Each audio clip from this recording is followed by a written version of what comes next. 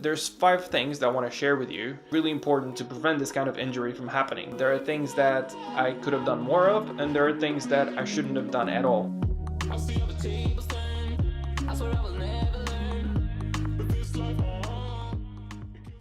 I was a very static man, like I'm sure most of you are. You know, 9 to 6 job, coming home, not in the mood to work out, not in the mood to do anything. I was in a very bad pattern that was kind of spiraling out of control. But since I knew myself to always be healthy and always be like a almost skinny weight my whole life, I never crossed the 80 kilo boundary. I never thought about jumping on a scale. I never thought about, doing intense sports. I always liked doing sports. I would go play tennis in a while, play a five-a-side football every now and then, keep the, general level of activity. But one day I just go visit my mom over for Christmas, and she tells me like I've gained weight. She was basically like, "Oh my God, you are so fat right now." She literally said that. So then I'm like, "Mom, what are you talking about? I'm not. Like, I've always been, the same skinny person." Okay, let's see who's right. So I just go jump on a scale. She takes over the scale. I go on it, and I see 96 kilos. Now, I still remember that because that was a big shock to me. Thinking back on it, I was a couple of weeks away from triple digits.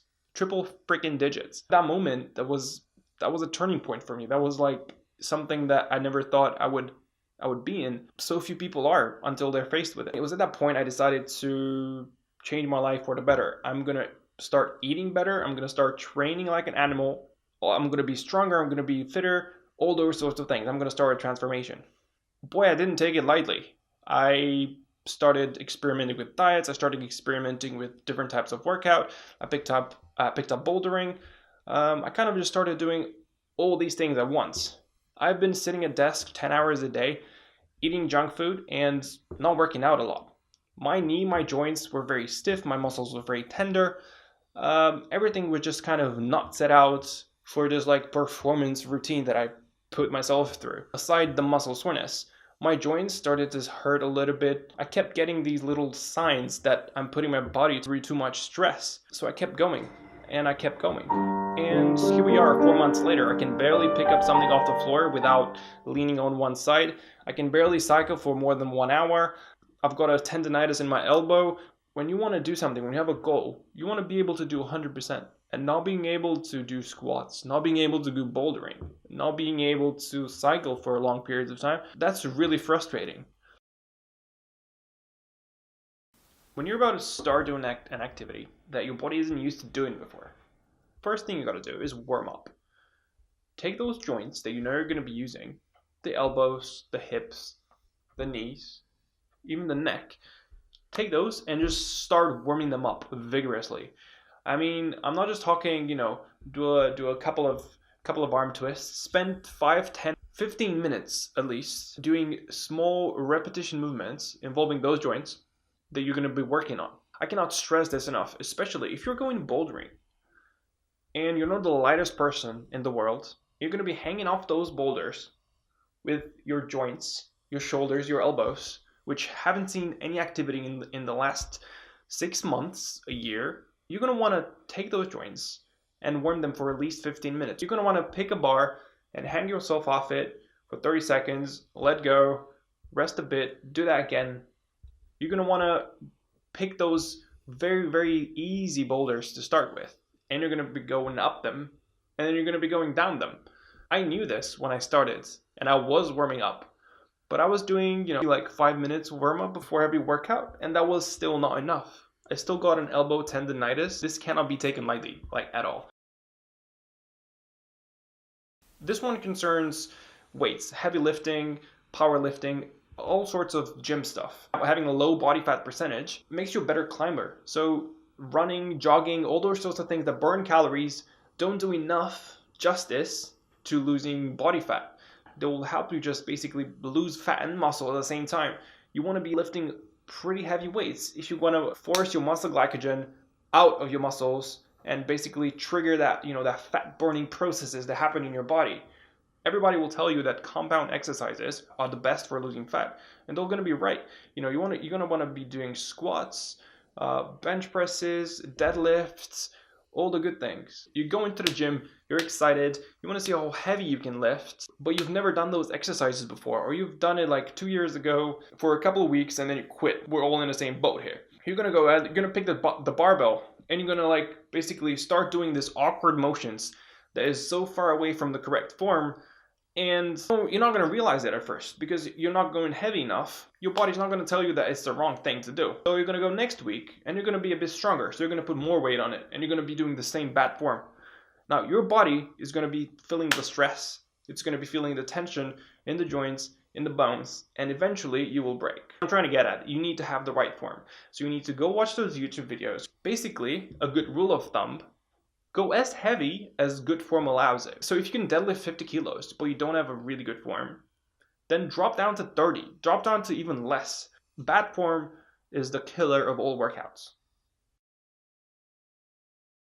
All right, number 4, what comes after a workout? That's the warm down. People go in, they do their warm up, they do the workout, lift heavy, and then they just leave the gym, just like that. Let's say you've done some bicep curls. Now you may notice that you're gonna walk out of gym looking like a gorilla. That is because your muscle, your bicep and your tricep, which connect your elbow and your shoulder joint, they're gonna be very compressed. They're gonna be bulging outwards. They're gonna be pulling the tendons at the shoulder and the elbow level. They're gonna be pulling them together. That puts a lot of tension on both the elbow and the shoulder. If you just walk out of the gym without stretching, without foam rolling this, your tendons are going to become inflamed because they're not in their natural position. Now what do? It's very simple. Stretch that muscle out. Pull the arm backward.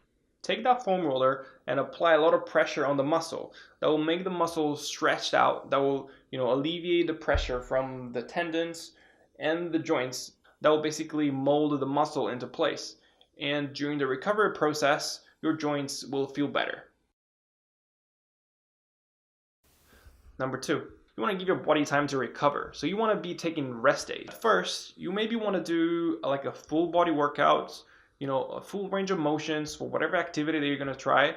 For example, bouldering. You're going to want to, do a bit of dynos, do a bit of easy climbs, do, a bit of slabs, a bit of overhangs, do just like a little bit of everything.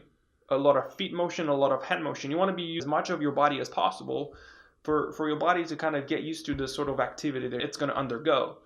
And then you want to take 2 days off. You're going to want to take 3 days off. You're going to want to let your body recover and then go at it again.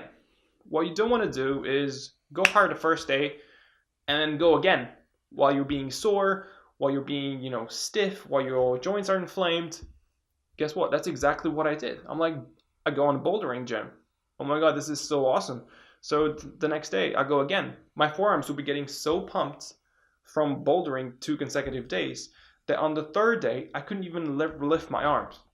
I would have to walk like a monkey with my arms next to my body because I couldn't lift them anymore. So you really want to ease into it.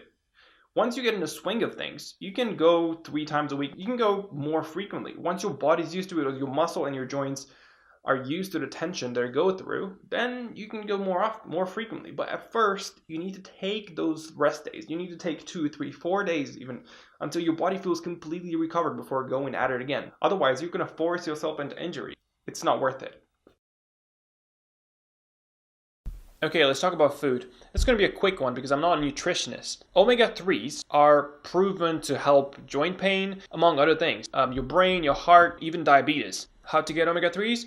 2 simple sources. You got your fish and you got your nuts. Walnuts, hazelnuts, almonds, all the good things. I was having a lot of walnuts in one period when my joint pain started in my knee, and I noticed a significant improvement the following day or 2 after having like 100 or 150 grams of walnuts. Everyone loves fish. It's not just good for the omega-3 content, it's just a good protein source. It's just overall good food to have on a daily basis. You should be having fish and nuts almost on a daily basis, at least weekly. Another good thing to have, ginger and turmeric. They're these 2 roots which have a lot of properties, including anti-inflammatory properties. They help with your joint pain apparently. I've been having them almost daily. A really good way of having these is in the morning. You can boil a bit of water, put it on top of some crushed ginger with some lemon and salt, and sprinkle some turmeric powder on top. It's a really good superfood and it's a really good way to start a day. So that was the video. I hope you enjoyed it. If you did, A bit of like, a bit of subscribe, not gonna hurt anyone. It's just like a click away. It's like right there in front of you. If you don't, so be it. Please promise me you're gonna take care of yourself better than I took care of myself. You don't want to be getting injured, especially when you want to go follow that goal that you've always thought of and you finally started. This is probably going to be my last video of 2018. Like, you have to talk to him. If he lets me, I promise you I'm going to go out and I'm going to make some crazy content for you guys. Nothing else? Nope, that's it. All right.